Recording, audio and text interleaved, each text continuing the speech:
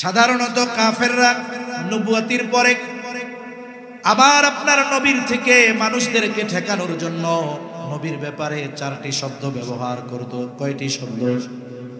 তারা বলতো মুহাম্মদ পাগল, তারা বলতো মুহাম্মদ জাদুকর, তারা বলতো মুহাম্মদ গণক, তারা বলতো মুহাম্মদ কবি সাল্লাল্লাহু আলাইহি ওয়াসাল্লাম।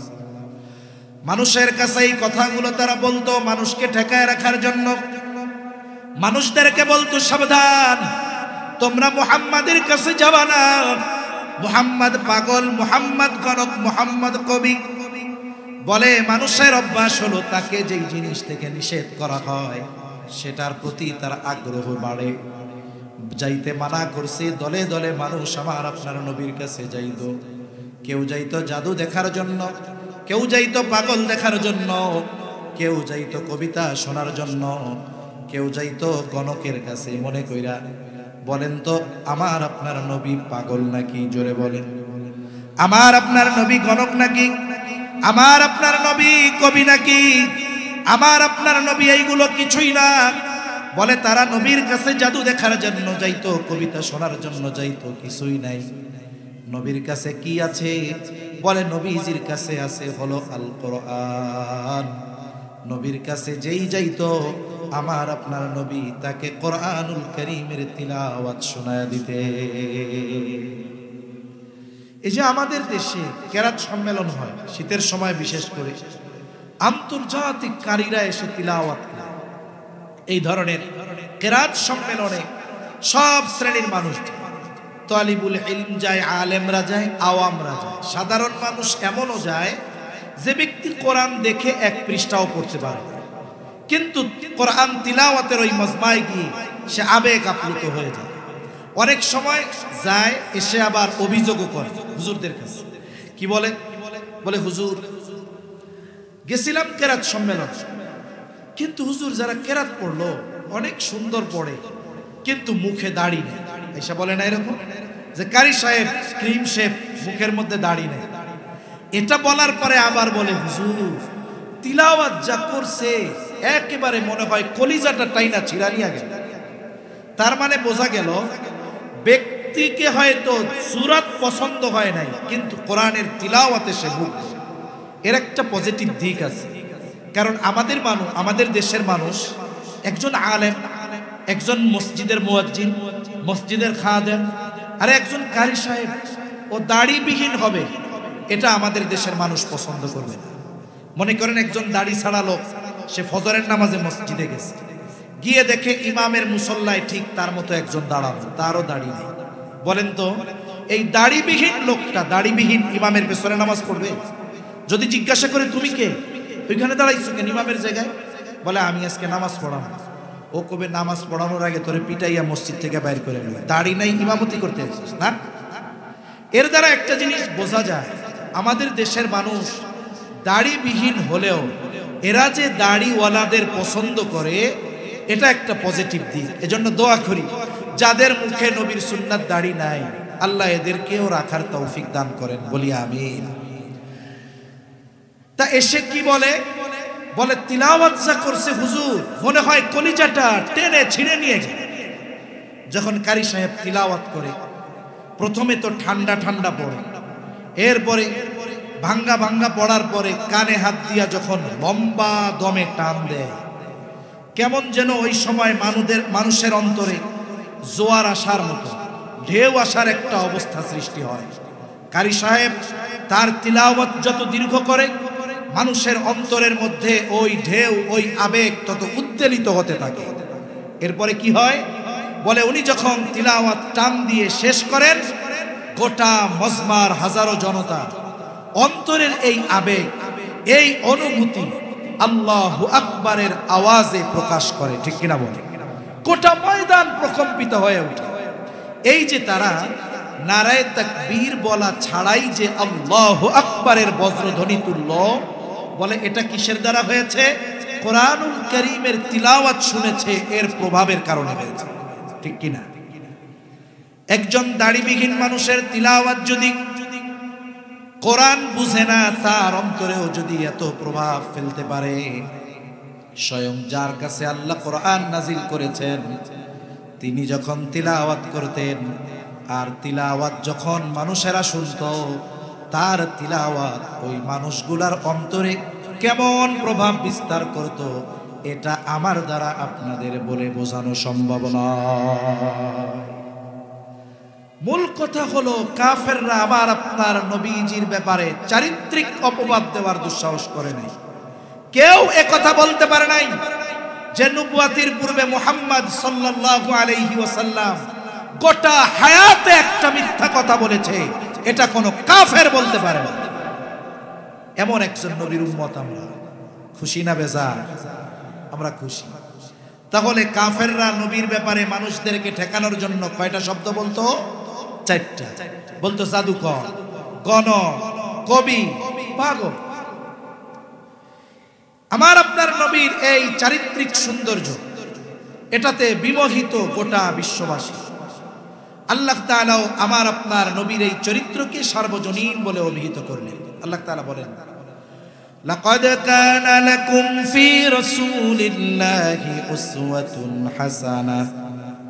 আল্লাহ তাআলা বলেন, লাকাদ কানা লাকুম ফি রাসূলিল্লাহ উসওয়াতুন হাসানাহ। তোমাদের জন্য রাসূল সাল্লাল্লাহু আলাইহি ওয়াসাল্লামের জীবন আদর্শের মধ্যেই রয়েছে উত্তম আদর্শ। তার মানে কোন ব্যক্তি যদি জীবনের প্রতিটা ক্ষেত্রে পরিপূর্ণ আদর্শিকভাবে নিজেকে গড়ে তুলতে চায়, পরিপূর্ণ আদর্শওয়ালা হতে চায়, তাহলে অবশ্যই তাকে রাসূলুল্লাহ সাল্লাল্লাহু আলাইহি ওয়াসাল্লামের আদর্শ অনুসরণ করতে হবে। কারণ নবীজির আখলাক, নবীজির চরিত্র, নবীজির আদর্শ অনুসরণ ব্যতি রেখে একটা মানুষ কখনো পরিপূর্ণ আদর্শবান হতে পারে না।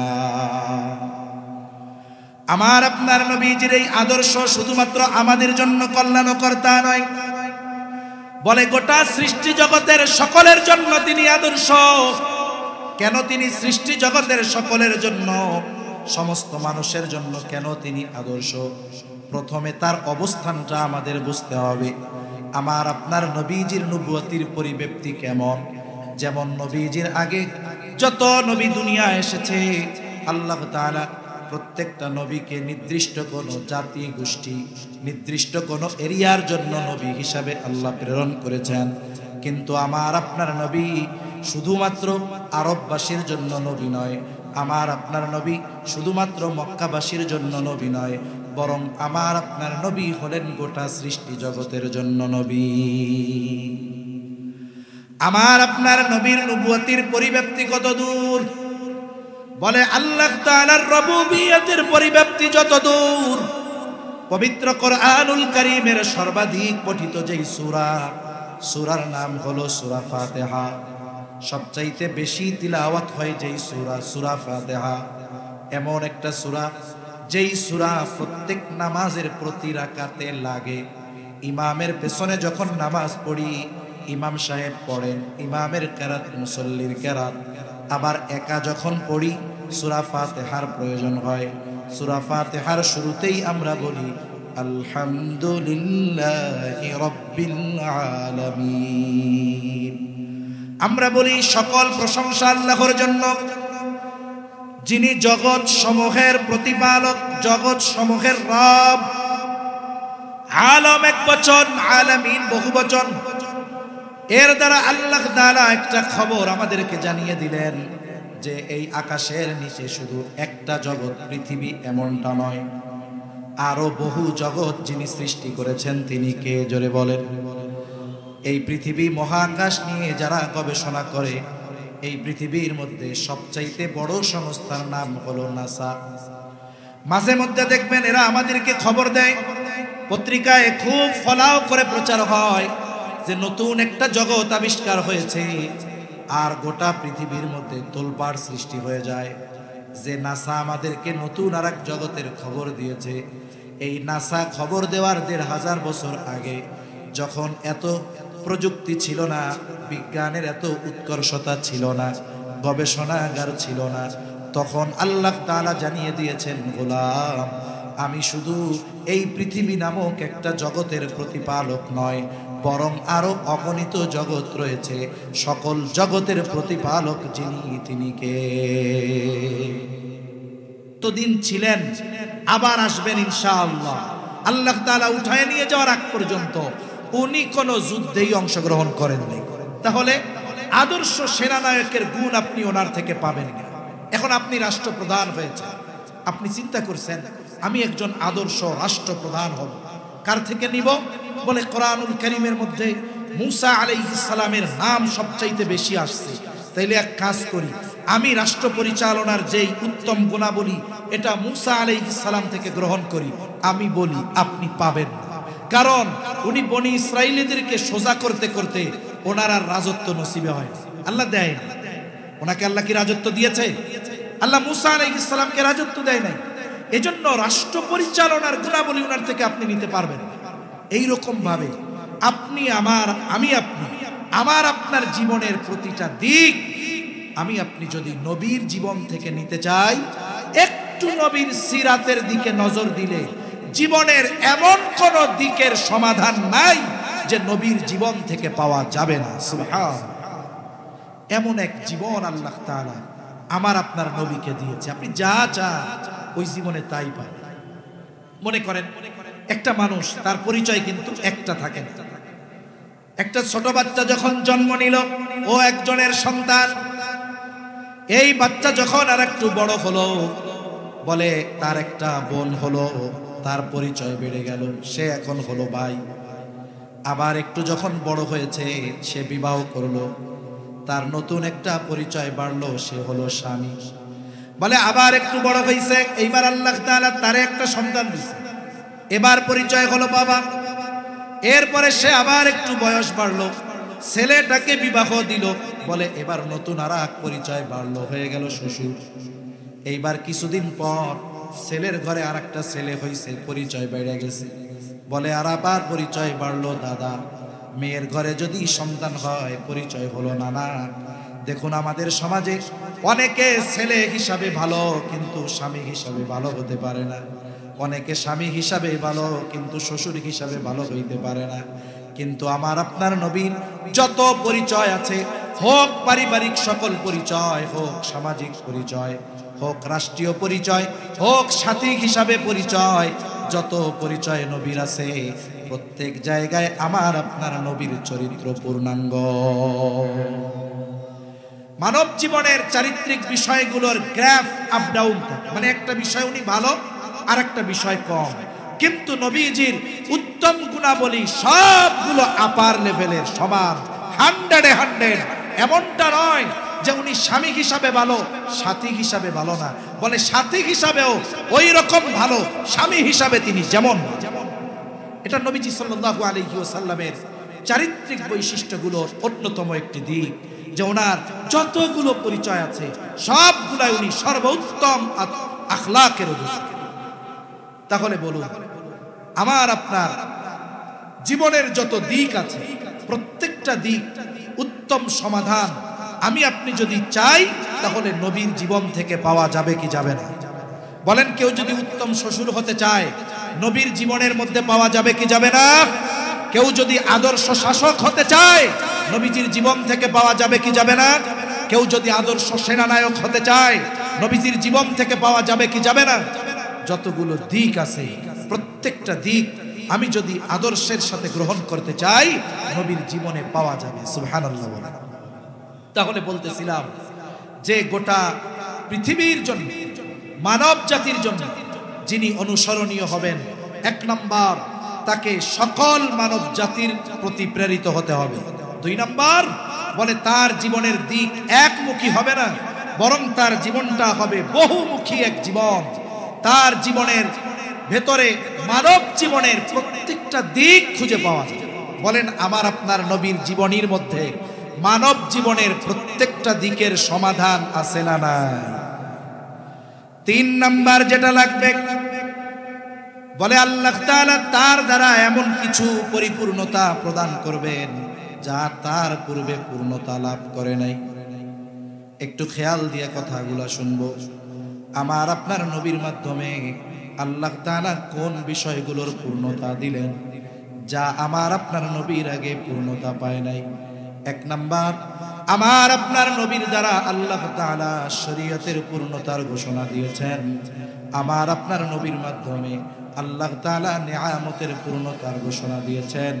আমার আপনার নবীর মাধ্যমে আল্লাহ তাআলা নবুয়তের পূর্ণতার ঘোষণা দিয়েছেন।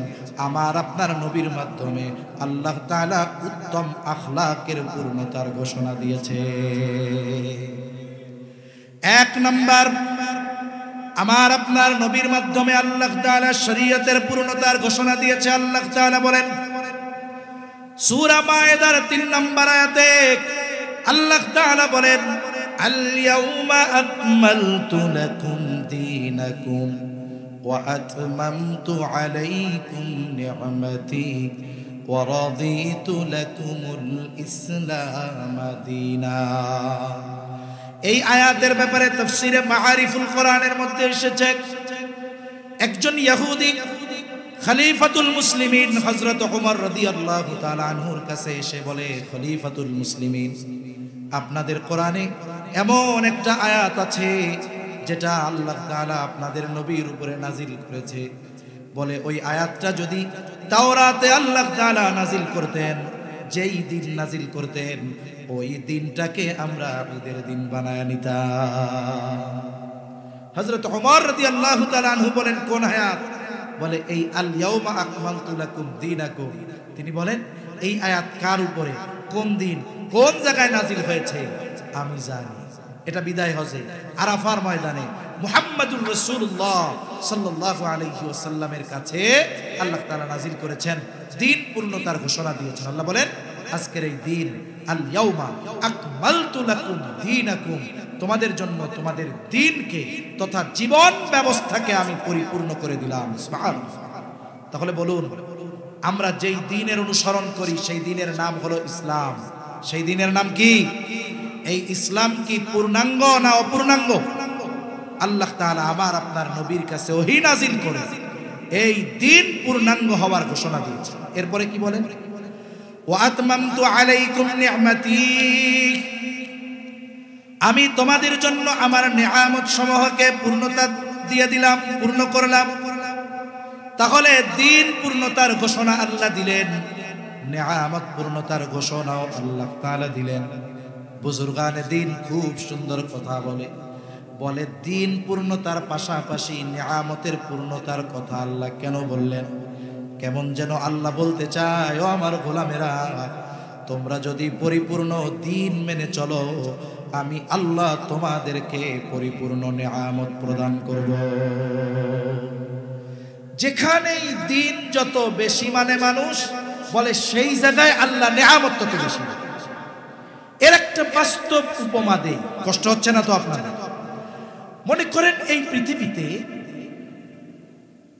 যতগুলো দেশ আছে, সব দেশের মধ্যে বর্তমান সময় সবচাইতে বেশি দ্বীন মানা হয় রাষ্ট্রীয়ভাবে কোন দেশে? কে বলতে পারবেন? বলেন তো কোন দেশে? আবার বলেন কোন দেশ? আফগানিস্তান। এই আফগানিস্তানে আমেরিকা এবং ন্যাটো জোট, আমেরিকা সহ আরো 46টা দেশ মিলে যারা এই পৃথিবীর সর্বাধুনিক সমরাস্ত্রের ধারক বাহক, একযোগে প্রায় 2 যুগ আফগানিস্তানের উপরে কি নৃশংস নির্যাতন হামলা চালিয়েছে, এটা ইতিহাসের এক নজিরবিহীন ঘটনা। আফগানিস্তানকে একেবারে ধ্বংসস্তূপে পরিণত করে ফেলেছে। কিন্তু আল্লাহর কিছু বান্দা আল্লাহর উপরে অটল অবিচল বিশ্বাস রেখে এই পৃথিবীর সর্বাধুনিক সমরাস্ত্রে সুসজ্জিত সেনাবাহিনীর বিরুদ্ধে তারা জিহাদ ফি সাবিলিল্লাহ পরিচালিত করে গেছে, চালায় গেছে। কি হলো? তারা আল্লাহর উপরে অটল অবিচল থেকেছে। একটা সময় এই মানুষগুলোকে আল্লাহ তাআলা বিজয় দান করেছেন, ঠিক কিনা বলেন? আমেরিকা ন্যাটো শক্তি আফগানিস্তান থেকে লেজ গুটিয়ে পালিয়ে যেতে বাধ্য হয়েছে, এটাই বাস্তব। আবার 2 যুগ পর আফগানিস্তানের পরিচালনার দায়িত্ব কাদের হাতে দিয়েছে? বলে 2 যুগ আগে যাদের হাত থেকে ক্ষমতা ছিনিয়ে নিয়েছিল তাদের হাতেই আবার তুলে দিতে বাধ্য হয়েছে। কিন্তু কি করেছে? গোটা আফগানিস্তানকে ধ্বংসস্তূপে পরিণত করেছে। সাথে সাথে তাদের যে বৈদেশিক মূল্য রিজার্ভ এগুলো সব নিয়ে চলে গেছে। রাষ্ট্র পরিচালনার দায়িত্ব তাদের হাতে তুলে দিয়েছে। না আছে তাদের হাতে কোনো সম্পদ, না আছে টাকা পয়সা। কি করবে? আমেরিকানরা হয়তো চিন্তা করছে আমরা চলে যাওয়ার পর এদের হাতে যখন টাকা পয়সা নাই, এরা রাষ্ট্র চালাবে কেমনে? কয়েকদিন পরে আফগানিস্তানের মানুষ বলা শুরু করবে আগেই ভালো ছিলাম। আগেই ভালো ছিলামের গল্প শোনেন না আপনারা? আফগানিস্তানের মানুষ বলা শুরু করবে আগেই ভালো ছিল। কিন্তু যেই মানুষগুলোর হাতে রাষ্ট্র পরিচালনার দায়িত্ব, এরা কি দুর্নীতিবাজ? জোরে বলেন, দুর্নীতিবাজ? এরা কি টাকা পাচারকারী? এই পৃথিবীতে ঈমানের দিক দিয়ে, তাকওয়ার দিক দিয়ে ওই মানুষগুলো শীর্ষ স্থানে অবস্থান করছে, ঠিক কিনা বলেন? আর আল্লাহর ওয়াদা কি? আল্লাহ তাআলা বলেন ওয়ালাউ আন্না আহলাল কুরা আমানু ওয়াত্তাকাউ লাফাতাহনা আলাইহিম বারাকাতিম মিনাস সামাই ওয়াল আরদ। আল্লাহ রাব্বুল আলামিন বলেন লাউ আন্না আহলাল কুরা আমানু ওয়াত্তাকাউ, যদি ওই জনপদের অধিবাসীরা ঈমান আনে, মুত্তাকি হয়ে যায়, তাহলে কি হবে? আল্লাহ তাআলা বলেন অবশ্যই আমি তাদের জন্য আসমান এবং জমিনের বরকতের দরজা সমূহ খুলে দিব। যদিও তাদের হাতে সম্পদ ছিল না, টাকা পয়সা ছিল না, কিন্তু তারা ঈমান এবং তাকওয়ার দিক দিয়ে শীর্ষস্থানে থাকার কারণে যখন রাষ্ট্রের দায়িত্ব নিয়েছেন, কোরআন সুন্নাহর আলোকে রাষ্ট্র পরিচালনা করার চেষ্টা করেছেন। 3 বছর ঘুরতে পারে নাই। বলে এই পৃথিবীতে যত দেশ আছে, উন্নতির দিক দিয়ে যেই দেশগুলো ছুটে চলছে উপরের দিকে, এর মধ্যে 1 নম্বরে যেই দেশ, সেই দেশের নাম হলো আফগানিস্তান। কেন হলো? কারণ তারা দিন মানার চেষ্টা করেছে বিদায় তাদেরকে নেয়ামত দিচ্ছেন কে? আসমান জমিনের বরকতের দরজা আল্লাহ খুলে দিয়েছে। সময়ের সাথে সাথে তেলের খনি পাওয়া যাচ্ছে। নিজস্ব মেধা খাটিয়ে এই তেল উত্তোলনের প্রচেষ্টা তারা চালিয়ে যাচ্ছে। কৃষি ক্ষেত্রে বিপ্লব, যেইখানে মরুভূমি, আল্লাহ তাআলা সেই দেশের থেকে ফল উৎপাদনের মাধ্যমে ওই ফলের জুস বাংলাদেশেও কিনতে পাওয়া যায়। বলে এই ফলের জুস যারা সবচাইতে বেশি বড় ক্রেতা যারা, কারা? বলে যেই আমেরিকা ওদেরকে রিক্ত হস্তে ছেড়ে দিয়েছিল, সবচাইতে বড় ক্রেতা হলো ওই আমেরিকা। ওদেরও বিশ্বাস যে ওরা যেটা বিক্রয় করবে এটা অরিজিনাল, এজন্য ওরা কিনতেছে। এখন আমি যে কথাটা মূলত বোঝানোর জন্য বললাম, প্রাসঙ্গিক আলোচনায় আসলো বিদায়, যে দিন যে যত মানবে তাকে তত বেশি নেয়ামত দিবেন কে? এজন্য বুজুর্গানে দিন বলেন যেখানে দিন পরিপূর্ণ ওখানে নেয়ামত পরিপূর্ণ। আর আল্লাহ তাআলা আমার আপনার নবীর মাধ্যমে এই দিন আমাদের জীবন ব্যবস্থাকে পূর্ণাঙ্গ করার ঘোষণা দিয়েছেন, নেয়ামত পূর্ণাঙ্গ করার ঘোষণা দিয়েছেন। এরপরে বলে আমার আপনার নবীর মাধ্যমে নবুয়াতের পূর্ণাঙ্গতার ঘোষণা আল্লাহ তাআলা দিয়েছেন। আল্লাহ রাব্বুল আলামিন বলেন মা কানা মুহাম্মাদুন আবা আহাদিম মির রিজালিকুম ওয়ালাকিন রাসূলুল্লাহ ওয়া খাতামান নাবিয়্যিন ওয়া কানাল্লাহু বিকুল্লি শাইইন আলিমা। আল্লাহ তাআলা বলেন মুহাম্মদ সাল্লাল্লাহু আলাইহি ওয়াসাল্লাম তোমাদের কোন পুরুষের পিতা নন, ওয়ালাকিন রাসূলুল্লাহ, তিনি হলেন আল্লাহ তাআলার রাসূল, ওয়া খাতামান নাবিয়্যিন, তিনি হলেন শেষ নবী। আমার আপনার নবী হলেন শেষ নবী। বলেন তো আমার আপনার নবীর পরে আর কোন নবী আছে নাকি? জোরে বলেন আছে নাকি? নবীজিও বলেন আনা খাতামুন নাবিয়্যিন লা নাবিয়্যা বাদি, নবীজি বলেন আমি শেষ নবী, আমার পরে আর কোনো নবী নাই। এখন যারা এই কথা বিশ্বাস করে যে আমার আপনার নবীর পরে নবী আছে, বলেন তো তাদের ঈমান আছে না গেছে? একটা মানুষের বেঈমান হওয়ার জন্য গোটা কোরআনুল কারীম অস্বীকার করা লাগবে না। একটা মানুষের বেঈমান হওয়ার জন্য কোরআনের একটা সূরা অস্বীকার করা লাগবে না, কোরআনের একটা আয়াত অস্বীকার করা লাগবে না, কোরআনের একটা রুকু অস্বীকার করা লাগবে না, কোরআনের একটা শব্দ অস্বীকার করা লাগবে না। কোরআনুল কারীমের কিছু সূরার শুরুতে এক একটা অক্ষর আছে, যেমন নুন, কফ, সদ, একটা একটা অক্ষর। অর্থ কি যদি জিজ্ঞাসা করা হয় অর্থ কি, গোটা পৃথিবীর উলামায়ে কেরাম মুফাসসিরিনে কেরামের জবাব হলো এই সদ নুন কফ এর অর্থ কি যিনি ভালো জানেন তিনি কে, উদ্দেশ্য কি যিনি ভালো জানেন তিনি কে। এখন যদি কোনো অতি পণ্ডিত এই কথা বলে যার অর্থ জানি না, উদ্দেশ্য জানি না, ওই অক্ষরটা মানি না, বলেন তো ঈমান থাকবে নাকি যাবে?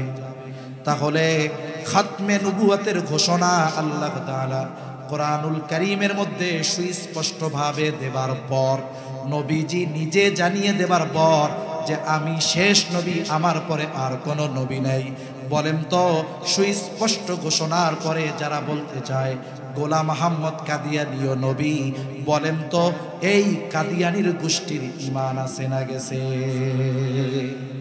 মনে রাখতে হবে এরা যে কাফের কোনো সন্দেহ নাই। এদেরকে যারা মনে করবে না কাফের, এদেরও ঈমানের সমস্যা আছে না নাই? অতি উদারতা দেখানোর কোনো সুযোগ নাই। আমরা সম্প্রতি সময়ে দেখি কিছু অতি উদার সুশীল সমাজের মানুষ, এরাও কাদিয়ানীদেরকে মুসলিম হিসাবে অভিহিত করতে চায়। মনে রাখতে হবে কোরআনের এই সুস্পষ্ট বিধান অস্বীকার করার কারণে এরা এদের সূরত যতই পরিবর্তন করুক না কেন, মাথায় টুপি দেখাক না কেন, গায়ে পাঞ্জাবি দিক না কেন, এরা যে বেঈমান এ ব্যাপারে কোনো সন্দেহ নাই। এজন্য আমরা রাষ্ট্রীয়ভাবে দাবি তুলি কাদিয়ানীদের কাফের ঘোষণা করতে হবে। প্রথম পয়েন্ট হলো সরকার ঘোষণা করুক আর না করুক এরা কাফের, কোনো সন্দেহ আছে? এখন দ্বিতীয় প্রশ্ন হলো কিছু সুশীল আছে না, ওরা বলে ঘোষণা করলেও কাফের না করলেও কাফের, তাইলে ঘোষণা করার দরকার কি, এমনিই তো কাফের। তাদেরকে বলি শুনেন, বলেন তো কোন রোগ বেশি বিপজ্জনক, যেই রোগের আলামত গোপন থাকে নাকি যেই রোগের আলামত প্রকাশ পায়? যেই রোগের আলামত গোপন থাকে। কাদিয়ানীদের সমস্যাটা এই জায়গায়, ওরা ইসলামের পরিচয় বহন করে অমুসলিমদের স্কিম বাস্তবায়ন করবে, মানুষদেরকে ধোঁকা দিয়ে ঈমান ধ্বংস করবে। এই সুযোগ তো তাদের দেওয়া হবে না। তারা যদি এই সমাজে বসবাস করতে চায়, তারা রাষ্ট্রীয় সুযোগ সুবিধা গ্রহণ করবে, অসুবিধা নাই। রাষ্ট্র তাদেরকে নাগরিক সুযোগ সুবিধা দিবে, কোনো অসুবিধা নাই। কিন্তু ইসলাম পরিচয়ে এই দেশে তারা বসবাস করার অধিকার পাবে না। তারা এই দেশে যদি বসবাস করতে হয়, তাদেরকে নতুন ধর্ম পরিচয় দিয়ে বসবাস করাতে হবে। কেন?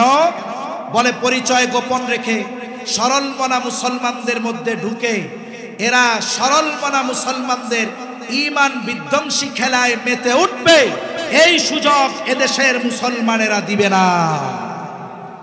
এজন্য মনে রাখতে হবে এদের ব্যাপারে সোচ্চার থাকতে হবে আমাদের। তাহলে বলতেছিলাম আমার আপনার নবীর মাধ্যমে আল্লাহ তাআলা শরীয়তের পূর্ণতার ঘোষণা দিয়েছেন, নিয়ামত পূর্ণতার ঘোষণা দিয়েছেন, সাথে সাথে নবুয়াতের পূর্ণতার ঘোষণা দিয়েছেন। আর আমার আপনার নবীর মাধ্যমেই উত্তম চরিত্রের পূর্ণতার ঘোষণা এসেছে। আমার আপনার নবীজি বলেন ইন্নামা বুইসতু লিউতাম্মিমা মাকারিমাল আখলাক। নবীজি বলেন আমাকে উত্তম চরিত্রে পরিপূর্ণতা প্রদানার্থে প্রেরণ করা হয়েছে। তার মানে আমার আপনার নবীর আগে যত নবী এসেছে সব নবী উত্তম চরিত্রওয়ালা নবী, কোনো সন্দেহ নাই। কিন্তু আমার আপনার নবী শুধু উত্তম চরিত্রওয়ালা নবী নয়, বরং আমার আপনার নবী হলেন উত্তম চরিত্রে পরিপূর্ণতা দান করনেওয়ালা নবী। তাহলে বলতেছিলাম গোটা মানবকুলের সকলের জন্য কোন ব্যক্তি অনুসরণীয় হতে পারে? বলে 1 নাম্বার, যিনি সমস্ত সৃষ্টি জগতের জন্য প্রেরিত হবেন। 2 নাম্বার, তার জীবনটা হবে বহুমুখী এক জীবন। মানব জীবনের সব সমস্যার সমাধান তার জীবন থেকে পাওয়া যাবে। 3 নাম্বার, বলে তার দ্বারা এমন কিছু বিষয় পূর্ণতা পাবে যা তার পূর্বে পূর্ণতা পায় নাই। আমরা জেনেছি আল্লাহ তাআলা আমার আপনার নবীজির মাধ্যমে শরীয়ত, নবুয়ত, শরীয়ত, নিয়ামত, নবুয়ত, উত্তম আখলাক, এই 4 জিনিসের পূর্ণতা দিয়েছেন। 4 নম্বর বিষয়টা হলো, বলে তার জীবন ধারা, তার প্রতি প্রেরিত ঐশী বিধান এই উম্মতের কাছে নির্ভুলভাবে পৌঁছাতে হবে। দাউদ আলাইহিস সালামের উপর আল্লাহ নাজিল করেছেন জবুর। বলেন তো, গোটা পৃথিবী খুঁজে আল্লাহ তাআলা যেই জবুর নাজিল করেছিলেন ওর একটা শব্দও পাওয়া যাবে? জোরে বলেন, পাওয়া যাবে? যাবে না।